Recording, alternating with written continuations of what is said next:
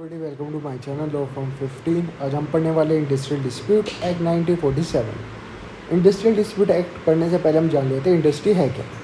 Industry हमारी section 2 सब close जे के अंदर डिफाइन कर रखी है। इंडस्ट्रियल डिस्प्यूट एक्ट के अंदर 1947 में इंडस्ट्री कोई भी ट्रेड हो सकता है, कोई भी बिजनेस जिसके अंदर मैन्युफैक्चरिंग हो रही हो, जिसमें एक एम्प्लॉयर किसी एम्प्लॉयज़ को बुला रहा हो कॉलिंग के लिए, चाहे सर्विस के लिए, या उसमें किसी भी तरीके का इंडस्ट्री में एम्प्लॉयमेंट दे रहा हो, या कंपनी में या इंडस्ट्री में किसी भी तरह का हैंडीक्राफ्ट का काम चल रहा हो, या ऐसा कोई भी पोस्ट वगैरह जो इंडस्ट्री को चलाने के लिए में ज़रूरी है, जैसे HR मैनेजर उस चीज़ों के लिए वो हायर कर रहा हो, और प्लस एवोकेशन ऑफ वर्कमैन, जैसे लेबर्स को हायर करो वो जो कंपनी के अंदर या इंडस्ट्री के अंदर एक मैन पावर चाहिए होता है, जैसे मशीनरी के लिए चलाने के लिए, या उसको टूल्स को देखने के लिए, या उसको रिपेयर के लिए।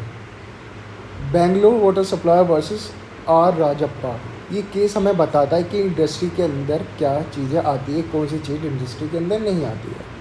हम जान लेते हैं इंडस्ट्री के अंदर कौन सी चीज़ें नहीं आती। एग्रीकल्चर ऑपरेशन, जो आप खेती बाड़ी करते हो वो नहीं आते, आपका एजुकेशन नहीं आता, आपका इंस्टीट्यूशन किसी भी तरह का इंस्टीट्यूशन हो, स्कूल हो, हॉस्पिटल हो,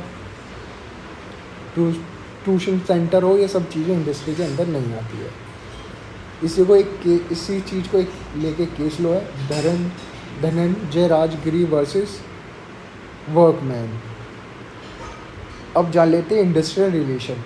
एक एम्प्लॉयर्स और एक एम्प्लॉयज़ के बीच में रिलेशन होता है, फिर इन दोनों के बीच में रिलेशन बिगड़ता है तो एम्प्लॉय एसोसिएशन काम करता है, और ट्रेड यूनियन तब काम करता है जब वर्कमैन एम्प्लॉय एसोसिएशन के बीच में मतभेद हो और उनके बीच बातों को सेटल करता है और कंपनी के अंदर हार्मनी मेंटेन करता है। जब ये चीज़ें यहाँ पे नहीं रुकती तो गवर्नमेंट इस चीज़ को आगे फॉरवर्ड करती है कोर्ट और ट्रिब्यूनल्स के अंदर।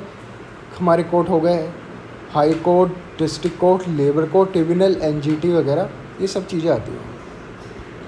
अब जान लेते हैं इंडस्ट्रियल डिस्प्यूट होता क्या है।